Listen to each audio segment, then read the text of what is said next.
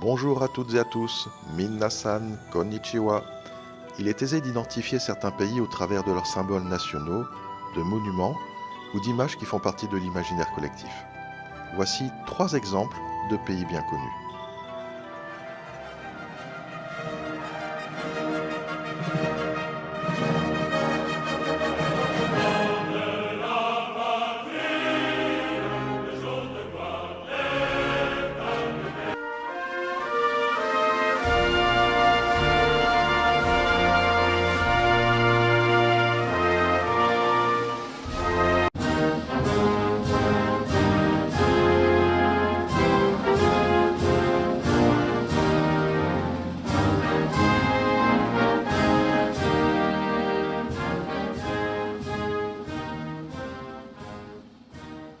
Vous avez bien entendu reconnu, et sans l'ombre d'une hésitation, quel que soit le symbole, la France, l'Angleterre et les États-Unis.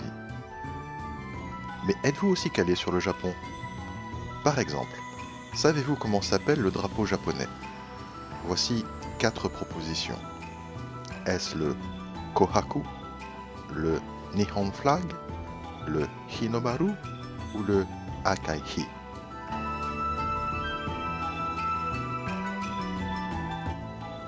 Bravo à toutes celles et tous ceux qui ont la bonne réponse. C'est effectivement le Hinomaru.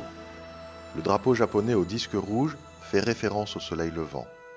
Son nom, Hinomaru, désigne le disque solaire. Cette expression signifie littéralement le disque du soleil.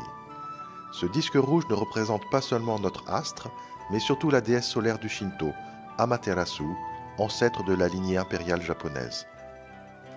Mais sauriez-vous reconnaître sans hésitation l'hymne japonais sur quelques notes?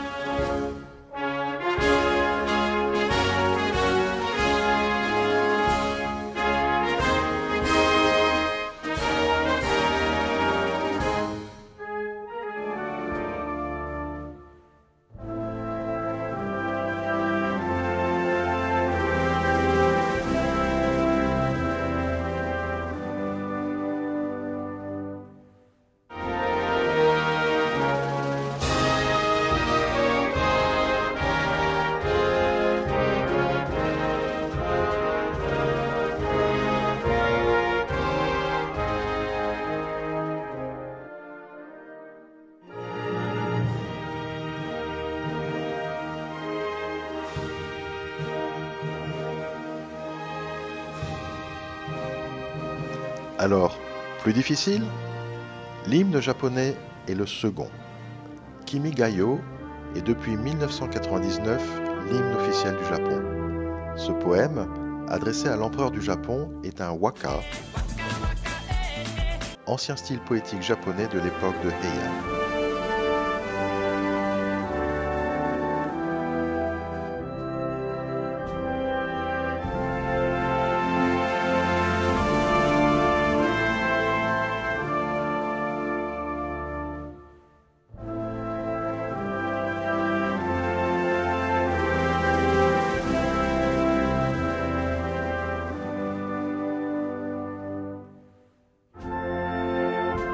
Allez, je vous propose un dernier quiz culturel. Voici 6 images. Lesquelles associez-vous au Japon? Connaissez-vous le nom de ces monuments?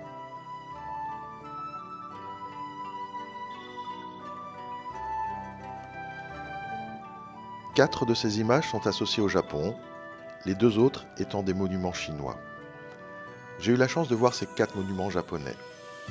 Il s'agit du Bouddha de Kamakura, c'est l'un des plus grands Bouddhas en extérieur du Japon.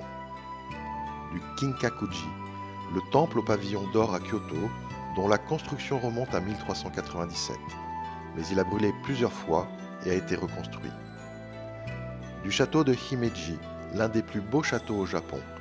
Il est aussi connu sous le nom de château du Héron Blanc ou château de l'Aigrette Blanche, très souvent utilisé pour des scènes de film. Et enfin, le Torii de Miyajima. Ce portail se trouve dans la baie de Hiroshima. Mais dans l'imaginaire collectif, le Japon c'est aussi le Fujisan, les cerisiers en fleurs, les sushis, les jardins zen, les geishas, les mangas, les arts martiaux comme le judo, le kendo, le sumo, l'aïkido. C'est également la technologie, les tempura, le saké, les bonsaïs, les jeux vidéo, la cérémonie du thé, l'ikebana, c'est-à-dire une très grande richesse culturelle et gastronomique. Je vous dis à très bientôt pour une nouvelle vidéo. Sayonara!